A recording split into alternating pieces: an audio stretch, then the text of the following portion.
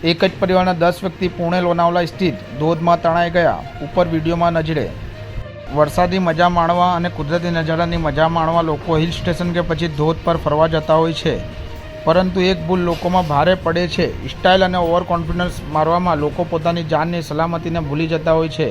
આવું જ કંઈ પુણે લોનાવલા સ્થિત બનાવ બન્યો. એક જ પરિવારના 10 જેટલા વ્યક્તિ ધોધ વચ્ચે ફસાતા લોકોની નજર સામે ધોધના પ્રવાહમાં તણાઈ ગયા હતા અને જોતજોતામાં નજરેથી ઓझल થઈ ગયા. એટલે ક્યારે પણ આવા વિસ્તારમાં જાઓ તો પોતાની સલામતીને ધ્યાનમાં રાખી તમારા પાછળ તમારો પરિવાર રાહ જોઈ રહ્યો છે, એવી દેશના નાગરિકોને અમારી ચેનલ દ્વારા અપીલ.